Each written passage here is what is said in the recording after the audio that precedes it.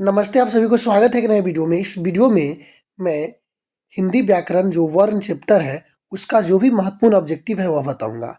और यह ऑब्जेक्टिव आपको क्लास 10th और 12th दोनों क्लास के स्टूडेंट के लिए काफ़ी महत्वपूर्ण है। तो प्लीज़ आप लोग एक बार इस क्लास को अंत तक जरूर देखें, ताकि आपको इस चैप्टर से जितना भी ऑब्जेक्टिव आए वो आसानी से बना ले। आपको पता होना चाहिए बहुत सारे ऑब्जेक्टिव वर्ण चैप्टर से 10th और 12th का बोर्ड एग्जाम में आता है। तो प्लीज़ आप लोग एक बार इस क्लास को अंत तक जरूर देखिए। तो फर्स्ट क्वेश्चन है, क का वर्ण स्थान कौन है? ऑप्शन है कंठ, तालु, दंत, मूर्छ। तो आपको पता होना चाहिए कि जो कंठ है उसका उच्चारण यानी क का उच्चारण स्थान कंठ है। प का उच्चारण स्थान क्या है? ऑप्शन है दंत, कंठ, ओष्ठ, तालु। तो दू का आपको ऑप्शन सी सही होगा। ठीक है। क्वेश्चन नंबर 3 है, घ का उच्चारण स्थान क्या है? और जितना क्वेश्चन है आप प्लीज हमें कमेंट करके बताइएगा कि टोटल क्वेश्चन में कितना क्वेश्चन सही हुआ। घ का उच्चारण स्थान कौन है? कंठ है, तालु है, दंत है, मूर्धा है। तो आंसर होगा 3 के आपको ऑप्शन होगा घ का, तो ये होगा तालु। ठीक है। ख का उच्चारण स्थान कौन है? मूर्धा, तालु, दंत, कंठ। तो 4 के आपको ऑप्शन डी सही होगा, कंठ। भाषा किसकी अभिव्यक्ति का माध्यम है? लेखों की, कहानी की, विचारों की, रचना की। यानी भाषा किसकी अभिव्यक्ति के माध्यम है? लेखों की, कहानी को, विचारों की, रचना की। तो 5 के आपको ऑप्शन सी सही होगा, याद रखिएगा, विचारों की। व्याकरण वह ज्ञान है जो त्रुटियों पर ध्यान नहीं देता है, मानवता के आधार पर भाषा प्रदान करता है, नियमों का विश्लेषण नहीं करता है, आवश्यक नहीं है। तो देखिए, छठा के आपको ऑप्शन बी सही होगा, ये मानवता के आधार पर ये भाषा प्रदान करता है। ठीक है ना। घ का उच्चारण स्थान क्या है? घ का उच्चारण स्थान क्या है? मूर्धा, कंठ, दंत, नासिक। तो 7 के ऑप्शन बी होगा, जो कंठस्थ वर्ग है कंठ, इसमें होगा घ। घ है कंठस्थ से, यानी कंठ में से होगा। विसर्ग का उच्चारण स्थान क्या है? तालु, दंतोष्ठ, मूर्धा, कंठ। तो 8 का आपको आंसर सही होगा, उत्तर डी, कंठ।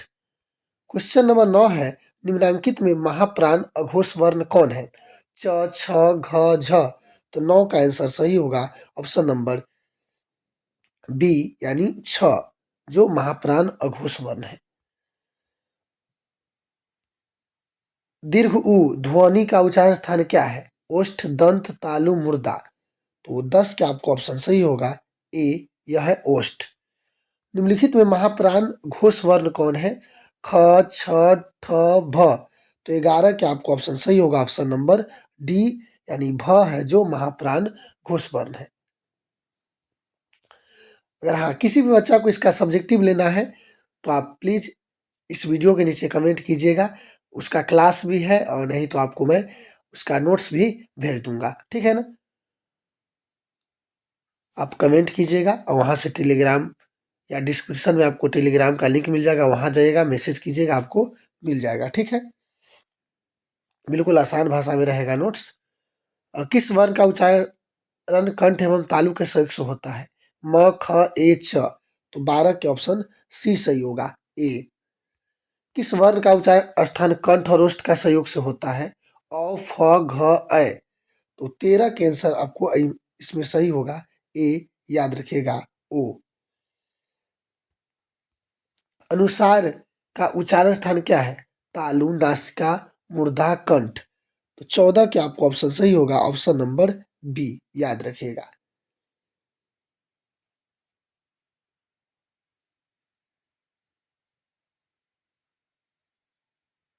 अनुसारण यानी नासिक।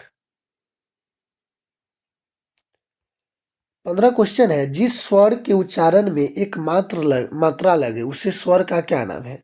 एक मात्रा लगे उस स्वर का क्या नाम है? दीर्घ स्वर, अक्षर, व्यंजन, हरस स्वर। तो 15 के याद रखिएगा, 15 के होगा हरस स्वर। जिस स्वर के स्थान पर दो मात्रा लगे उसे किस स्वर का नाम से जाना जाता है? दो मात्रा, दीर्घ स्वर, अक्षर, व्यंजन, हरस स्वर। तो 16 के आपको ऑप्शन ए सही होगा, दीर्घ स्वर। व्यक्ति द्वारा सार्थक उच्चारित वाणी को क्या कहते हैं? आभाषा, अक्षर, मुहावरा यानी मुहावरा होना चाहिए था, वाक्य तो यहाँ होगा भाषा। ठीक है। किसी एक ध्वनि या ध्वनि समूह की उच्चारित न्यूनतम इकाई को क्या कहते हैं? भाषा कहते हैं, अक्षर कहते हैं, मुहावरा कहते हैं, वाक्य कहते हैं। तो 18 का आंसर सही होगा, याद रखिएगा ऑप्शन नंबर बी, अक्षर। ठीक है। जिन ध्वनि को उच्चारण स्थान के समय हवा बिना किसी रुकावट से मुंह से निकलती है उसे क्या कहते हैं? भाषा कहते हैं, अक्षर कहते हैं, स्वर कहते हैं, व्यंजन कहते हैं। तो 19 का आपको आंसर सही होगा, सी, स्वर कहते हैं। जिस वर्णों के उच्चारण में स्वर की सहायता ली जाती है, तो आपको पता है कि वर्ण दो प्रकार के होते हैं, व्यंजन वर्ण, स्वर वर्ण। तो जिसकी सहायता उसमें स्वर वर्ण की ली जाती है, उसका उच्चारण में जिसकी सहायता स्वर वर्ण की ली जाती है, इसको ऐसे भी बोल सकते हैं कि जिस वर्ण की उच्चारण में स्वर वर्ण की सहायता ली जाती है उसे व्यंजन वर्ण कहते हैं। ठीक है।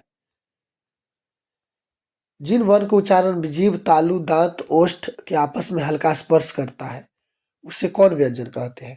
तो 21 का आपको होगा, याद रखिएगा।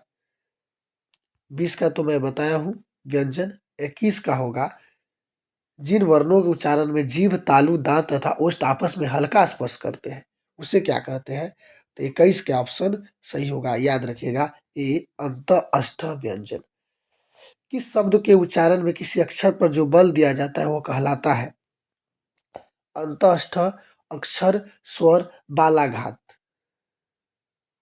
तो 22 के ऑप्शन याद रखिएगा, डी, यानी जब अक्षर पर जोर पड़े तो उसे क्या कहते हैं? बालाघात। जिस वर्ण के उच्चारण में थोड़ा श्रम लगना पड़ता है और जिससे हो हकार की ध्वनि नहीं नहीं निकलती है उसे क्या कहते हैं? अल्परान, अक्षर, स्वर, बालघात। तो याद रखिएगा 23 के आपको ए सही होगा, अल्परान, यानी जिससे हकार की ध्वनि नहीं उत्पन्न होती है। प्रत्येक व्यंजन को पहला, तीसरा तथा पांचवा वर्ग को क्या कहते हैं? तीसरा, चौथा और पांचवा वर्ग को क्या कहते हैं? तो 24 का आपको आंसर होगा, अल्परान। ठीक है। क्या कहते हैं? अल्परान। और जो बाकी इसमें बच गया, पहला, तीसरा, चौथा के बाद दूसरा,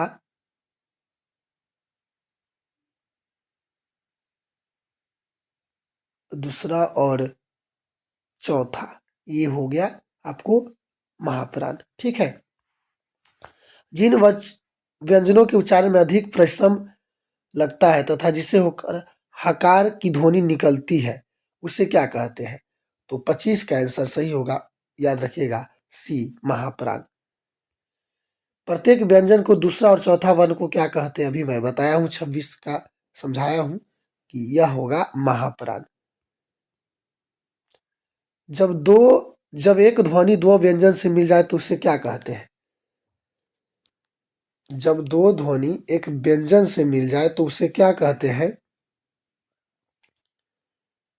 तो 27 में ऑप्शन है स्वनियुक्त ध्वनि, अक्षर, महाप्राण, बालघात।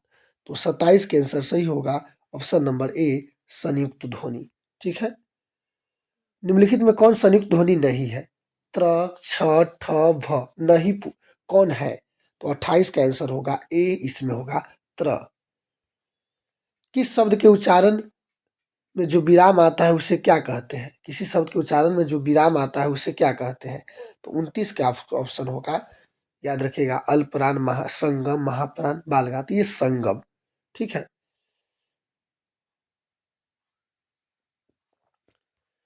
निम्नलिखित में उष्म वर्ण कौन है?